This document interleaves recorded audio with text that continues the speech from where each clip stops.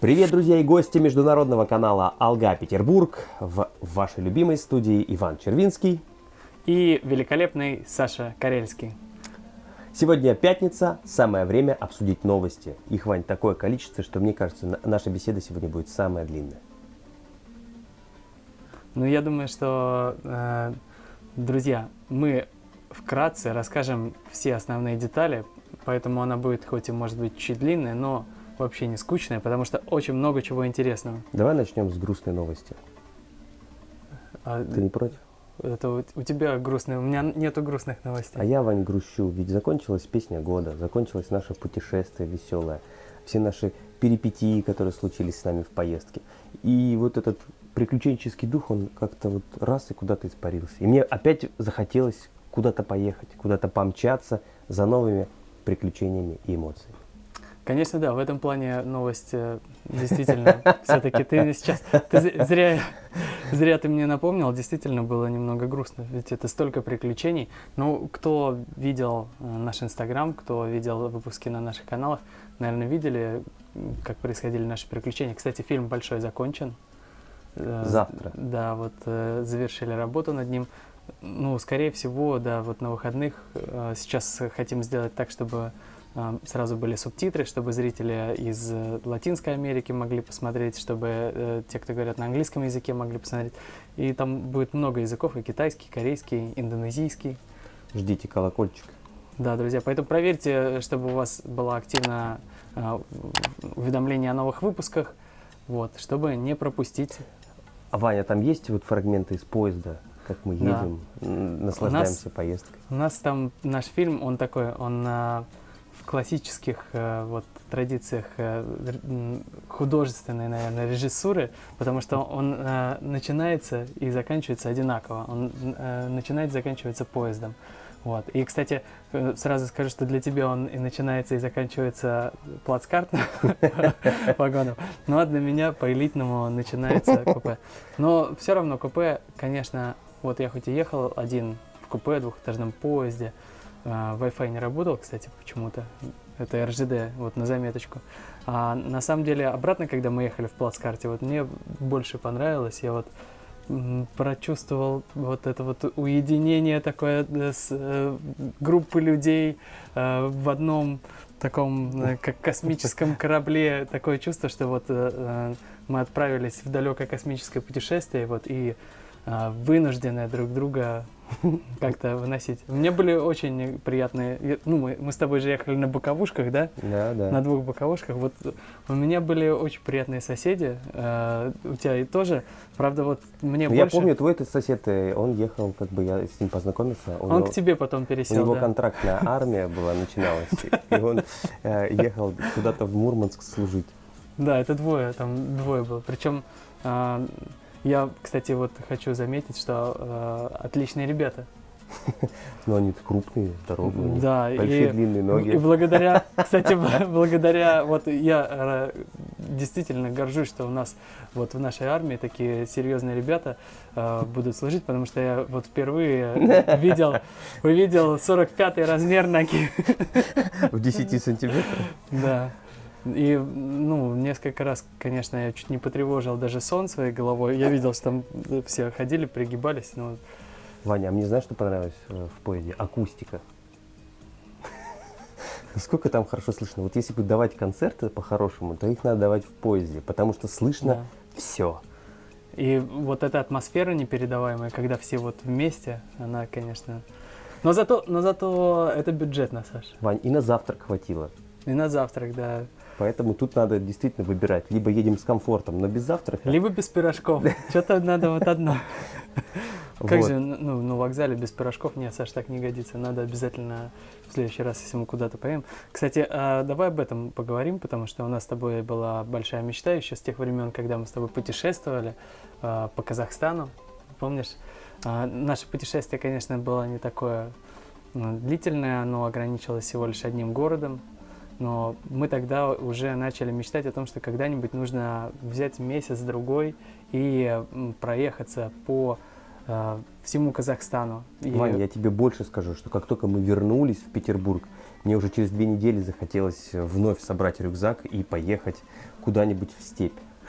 Да нет, Саша немного лукавит по поводу степи, ему захотелось вернуться, там был очень вкусный ресторанчик один, и еще ему нравилось, что его все там угощали баурсаками, когда мы были в Нур-Султане. Я думаю, что просто тут ни для кого не секрет, что я сам из Карелии, я очень люблю природу. И когда вот я побывал на мероприятии на Мат-Тайм, вот где были лошади, Да. где стояли юрты, где пели люди, мне так вот захотелось вот это посмотреть дикую природу незнакомой для меня страны. Что, конечно, с тех пор каждые наши посиделки заканчиваются тем, что когда мы поедем в Казахстан и как мы реализуем свою мечту. У нас даже была мысль пойти пешком. Мы хотели просто собрать Да, рюкзаки, либо на выйти. велосипедах. Но в итоге, наверное, мы же все-таки, наверное, поедем. И мы решили, что надо ехать обязательно на мотоциклах. Это решение далось мне непросто, потому что я никогда в жизни не сидел на мотоцикле, у меня даже нет прав. Но Ваня настолько мне красочно описал уже нашу поездку в деталях, что я даже решил махнуть на все рукой и научиться ездить на нем. Поэтому, друзья, если вы поддерживаете нашу инициативу отправиться в степь на наших двухколесных друзьях, которые, я надеюсь, каким-то образом, пока непонятно, у нас появятся, то... Но у нас наверняка появится серьезный спонсор, потому что это путешествие, если мы вот соберемся все-таки, наверное, вот уже в 2021 году, то нам понадобится серьезный спонсор. Это очень серьезное большое путешествие, поэтому... И я, Вань, представляю, что это получается, вот если сравнивать с концертом «Песня года», это у нас получается практически каждый день будет концерт. Ведь мы будем куда-то приезжать, в Да. какой-то город, в какой-то населенный пункт, будем знакомиться с людьми, будем впитывать казахскую культуру вот так вот тет-а-тет, общаясь вот прям с людьми, которые живут там и могут рассказать нам про традиции, показать что-то интересное, рассказать Ты истории. неправильно говоришь. Про той, про Дастархан, про Беркучи. Это Охота, застолье и первое, что ты сказал? той, Той — это праздник. да. Или свадьба. Ну, это и свадьба, и день рождения. Слушай, ну вот, и ты знаешь, в такой момент хочется поторопить время, чтобы наконец-то настал уже 2021 год, и мы всерьез начали паковать чемодан. Тем более я даже уже соскучился по казахам, потому что удивительно, конечно, что такие добрые люди, такие гостеприимные. Я вот, например, если возвращаться к теме песни года, я заметил еще, что было намного меньше зрителей из Казахстана. Чем обычно. Да.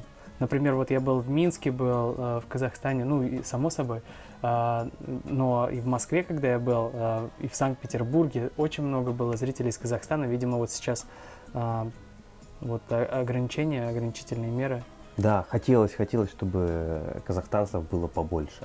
Вот. Но я думаю, что все изменится, как только откроются границы и все восстановится. Или все изменится, когда пройдет в январе первый онлайн-концерт, потому что там же, получается, со всего мира могут участвовать зрители. Так давай, Вань, сразу скажем, что мы тоже идем на этот концерт. И Так что мы увидимся, да? увидимся, друзья, на концерте 16 января 2021 года. Ну и раз уж ты затронул тему новостей, предлагаю в формате Блиц вообще перечислить то, что произошло на прошлой неделе. И, Вань, я уверен, что у тебя даже не хватит пальцев на руках, чтобы посчитать все, что произошло. Давай проверим. «Голубой огонек», премия «Виктория», передача «Привет, Андрей», передача «Что, где, когда», премьера песни на НТВ, съемки клипа на новую песню Димаша, первый онлайн-концерт Димаша в январе. Это сколько уже? Саш, ты недооценил количество пальцев на моих руках. Подожди, я еще добавлю. Открытие гостиницы в Санкт-Петербурге. Мгм. Ровно год с первого нью-йоркского концерта. Да, 10 декабря 2019 он был. Последняя, Вань, самая важная дата, 7 декабря у Каната Айтбаева было день рождения. Ну ладно. Ну, пальцев, кстати, хватило. Друзья, вы представляете, какое количество событий произошло в нашей жизни за столь короткое время. И, разумеется, чтобы обсудить все максимально полно и подробно, у нас не получится. Поэтому, что хочется сказать. Все эти передачи выйдут по телевидению, и получается, вот этот праздник, который сейчас в нашей жизни случился, он повторится вновь, когда мы будем смотреть и пересматривать эти передачи. Саш, а знаешь, что ты вот одно кое-что очень важное ты забыл? На канале Алга Петербург сегодня вышел конкурс песен. Да? Да, если быть точнее, итоги, где мы подводим рейтинг самых прослушиваемых песен Димаша в ноябре. Поэтому обязательно посмотрите и сверьте свои результаты с результатами этого конкурса. Ну, давай, Вань, в двух словах еще немножечко поговорим, разумеется, о премьере, которая произошла на телеканале сначала НТВ. Это, собственно, песня «Я скучаю по тебе», которую мы так долго ждали, и она появилась в нашей жизни, в жизни Диарс. И это событие, с которым нужно поздравить всех, без исключения, потому что, Вань, я вот тут проанализировал и понял, что это первая и пока единственная песня на русском языке, специально написанная для Димаша. Ничего себе. А ты знаешь, я уже провел небольшое исследование. Я созвонился с нашим американским другом и экспертом по миру поп-музыки, уважаемым Джей Кей, и мы с ним обсудили песню. Он говорит, что эта песня идеальный вариант для радио. И это первая песня на русском языке, которая будет транслироваться на всех радиостанциях и на всех телевизионных станциях, на которых вообще бывает музыка. Ваня, я скажу, что эта песня прям нужна была, потому что, все остальные песни, они, безусловно, классные, но это были, прежде всего, кавер-версии, да, на эти песни. А вот такие композиции, как «Олимпика», разумеется, это шедевр, да, но вот его можно слушать, прочувствовать, но подпевать «Олимпика», согласись, сложновато. Как ты знаешь, на нашем онлайн-концерте, где собираются разные вокалисты, диарсы, и они вот благодарят Димаша с помощью своих выступлений. И там пока что никто Олимпика не решился исполнить. Но, друзья, если вы чувствуете, например, среди вас есть кто-то, кто сможет спеть Олимпика, что маловероятно. Обращайтесь, у нас есть. Вы можете написать нам, и даже если просто вы хотите принять участие в нашем онлайн-концерте в следующем, вы можете отправить нам свою заявку на нашу электронную почту, к нам на Telegram или на наш WhatsApp. А все остальные, друзья, я уверен, весь декабрь, январь, февраль и последующие месяцы будут распевать вот эту замечательную песню «Я скучаю по тебе». Собственно, поздравляем всех еще раз с тем, что эта песня появилась в нашей копилке. Саша, ты еще говорил про гостиницу в Санкт-Петербурге. Конечно. Друзья, 12 декабря 2020 года в Санкт-Петербурге произойдет открытие первой гостиницы, первого отеля в стиле вообще японских комиксов манго и вообще вот в этом новом вау-формате, который пока еще даже я не могу его осмыслить, и поэтому я решил увидеть это все собственными глазами и приглашаю тебя принять участие и пойти и посмотреть, что вообще это за место, и показать самое главное нашим друзьям. Я обожаю вообще отели, поэтому обязательно нужно сходить. Спасибо за приглашение. А у нас как будет, как «Орел и решка», мы там типа золотой картой или как? Или просто с монеткой? Вань, нас вообще пригласили туда, поэтому мы пойдем как уже званые гости и покажем все. Сделаем репортаж, да? Сделаем репортаж, и если будет возможность, даже выйдем на стрим. Поэтому 12 декабря, друзья, будьте на связи. Ну что, вроде бы на этом все, да? Погоди, Вань, у меня есть один секретный комментарий, где нам написали, что премьера клипа на новую песню, которую уже, вы знаете, отснят, потому что все следили за инстаграмом Игоря Яковлевича и Димаша Кудайбергена, скорее всего, выйдет 5 или 16 декабря.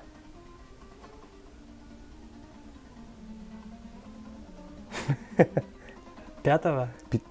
Я сказал 15-го. Ты сказал 5 или 16-го? Да, я сказал 5 или 16-го. Да. Нет, Вань, 15 или 16 декабря. Я думал, ничего себе, уже вышел.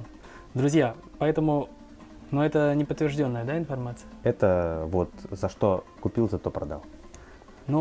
Большая благодарность нашим зрителям, которые пишут в комментариях прогнозы они не всегда бывают подтвержденные, но, как правило, они сбываются. Поэтому будем ждать 15-16 декабря новый клип. Спасибо за ваши комментарии и за эту чудесную беседу. Всем пока. Пока! Если фильм вам понравился, поставьте лайк, подпишитесь на канал и включите уведомления, чтобы не пропустить важные новости о любимом артисте. Будьте здоровы, будьте счастливы и успехов вам! Команда «Алга Петербург».